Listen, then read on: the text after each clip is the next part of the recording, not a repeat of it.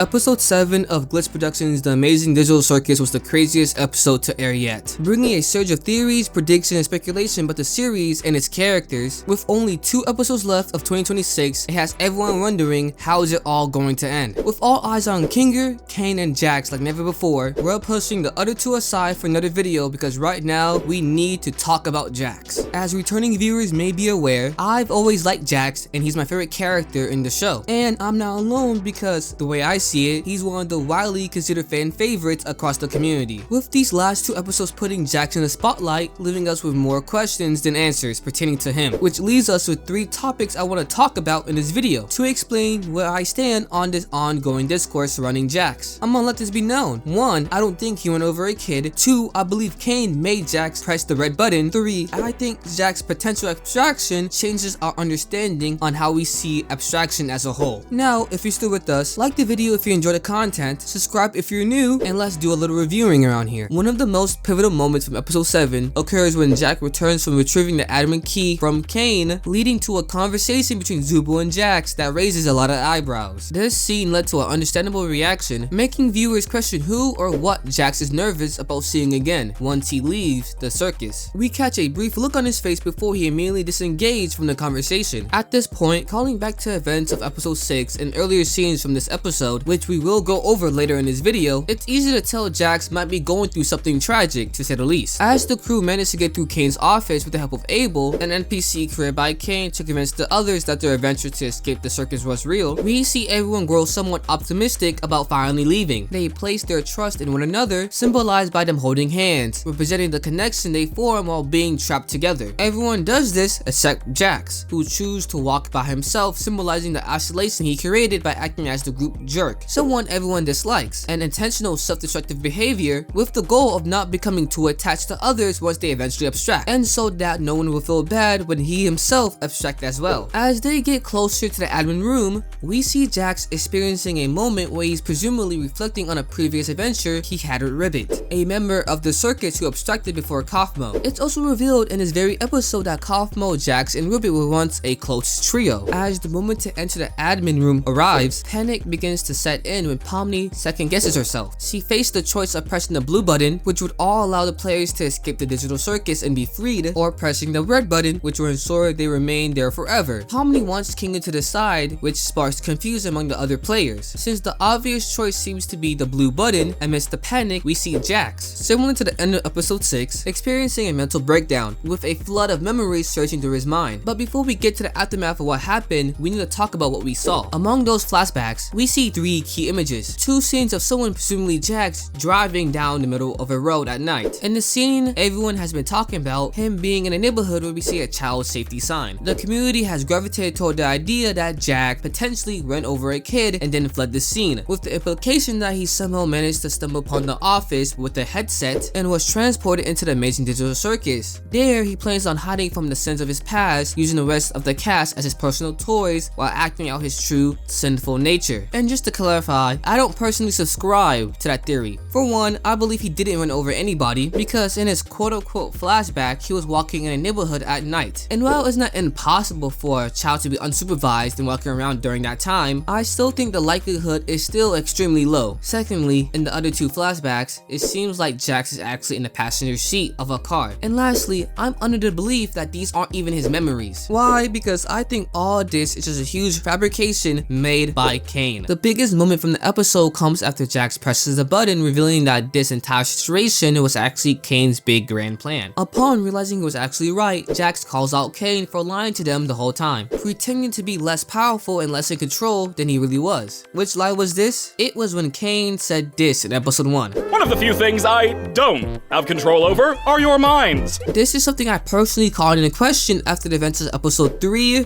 4, 5, and 6 leading up to this moment. With Jax realizing that Caine could have always affected their minds this whole time, Caine admits that he can place temporary modifiers on their minds to make their adventures more enjoyable. However, he warns that if he goes beyond that, something bad might happen, at which point Kingo reveals the possibility of what happened to the first person to ever abstract, Scratched. Nervous, Caine disengages and leaves the scene. But how does this all relate to Jax? I believe Caine purposely placed a temporary modifier on Jax's mind, influencing him to press the red button, reassuring his own ego ego that the rest of the cast would want to stay with him. You might be wondering, doesn't that make no sense? The whole point of the adventures was for Caine to let them choose on their own, so making Jax press the button would defeat that purpose. To that, I say, not really. What we need to understand is that after this realization, we have to take a look back at the Escape the Circus adventure with the forethought that everything was under Caine's watchful eye and control. We see hints of this when Abel tries to victimize Caine, emphasizing the fact that he can't leave, referring him as a prisoner. This is clearly Caine trying to sympathize with the rest of the humans, attempting to convince them to stay. Another thing to take note is how, for some reason, Caine wanted Jax to be the one to retrieve the admin key from him. As we're told by Abel, all Jax had to do was show a slight bit of interest in Caine's hobbies, and Caine would be so enamored by a human being interested in him that he would blue screen out of excitement, which is exactly what happened. This interaction wasn't genuine. Caine knew that Jax wasn't really into his interest, he just wanted the illusion that he did. At the end of their dinner, Caine was trying to fish out for compliments from Jax, attempting to see if Jax would assert the idea that Caine was just as human as the rest of them. The problem with Caine's behavior is that, unlike the Christian God of the Bible, a source of inspiration the soul draws from, such as the reference to the Last Supper in episode 1, and the constant reference to Cain and Abel, the first two sons of Adam and Eve. Caine doesn't like the idea of the rest of the circus having free will in the traditional sense. We see this in the episode when he lets the cast pick their own adventures. He realized they were enjoying their adventures more than the ones he already planned, which caused him to be more insecure. This led to Caine starting an intermission in the same following episode. The truth is, Caine is self-absorbed, so when it came to crafting this adventure, he had a specific end goal in mind. He wanted the cast to choose him, as emphasized by Abel when he said, make the right choice. As Caine explained to the crew, he could add temporary modifiers to make the adventures more enjoyable. To me, the more likely scenario is that Caine targeted Jax since the very beginning of this episode. He wanted Jax to reach in his mouth to get the card. He wanted Jax to talk to him about his hobbies. And I feel like Caine was aware on how unstable Jax was, so he placed temporary modifiers, these memories, to ensure Jax will make the right choice. The reason I personally came to this conclusion is that after Jax pressed the button, he seemed genuinely confused about what he'd done. One of the things I've always liked about Jax is that he prides himself on being an asshole to the rest of the cast, and he's very open about it. But as we know in episode 6, this facade is just a front. Another point is that Jax also wants to leave the circus just as much as everyone else. This was made clear in episode 1 where he tells Palmley exactly that. How do I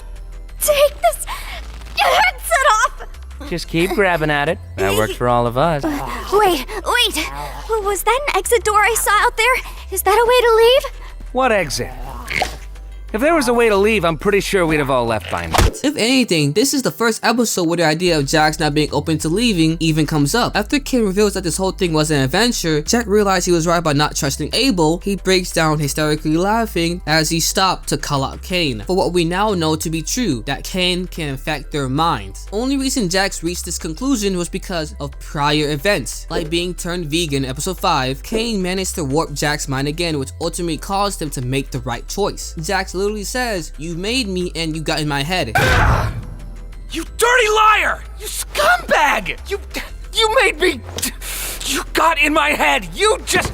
To me, this is a clear reference to the events that just transpired. If this was just Jax coping or lying to save himself, it wouldn't make sense for him to come to the correct conclusion of Caine lying to them. Of course, the last important thing pertaining to Jax in this episode is the question of whether he was abstracting before being awakened by Rekatha and Pomni. After looking into it, it does not seem good for our nigga Jax right now. With 2 episodes left in the series, the concept of abstraction needs to be addressed and explained, as is one of the core mysteries the show is building towards. From what we know so far, abstraction is treated as the equivalent of death within the Amazing Digital Circus, often resulting in a person reaching their breaking point. For example, in episode 1, we saw Kaufmo's room filled with chaotic writings on the wall, representing his mental breakdown. When told what happened to Kaufmo, Zupo responded saying she couldn't believe he just gave up. This same episode referenced the first person to ever be abstract, Scratched, who was revealed to have been affected by Caine's manipulation of their mind, meaning that abstraction strictly is a mental, not physical phenomenon. Regarding what this means for the rest of the cast, there has been a lot of speculation that another person might be abstracted next, with the leading candidate coming into this episode being Jax. This stems from the event of episode 6, where after the big fight with him and Pomni, he struggles with feelings of emotional detachment and a preference for isolation. He seems to experience a nervous breakdown in the bathroom, but ultimately managed to pull himself together. Keep in mind, the last two people to abstract were his close friends, Kaufmo and Ribbit, making Jax the sole survivor of that friend group. The lingering effect of survivor's guilt is clearly taking a toll on his mental health. We see this in his fight with Pomni, where Jax goes on to explain that in the moments before someone abstracts, they become the worst versions of themselves. This is important because up until what seems like his potential abstraction, Jax is acting like the worst version of himself. While he's normally the natural rambunctious schemer of the group, in these moments we see him become more docile and less aggressive. This is the complete opposite of what we know Jax to be throughout the whole series, so it begs the question, will Jax abstract at the end of the episode? To that, I hope not. I don't feel like I'm convinced he will as well.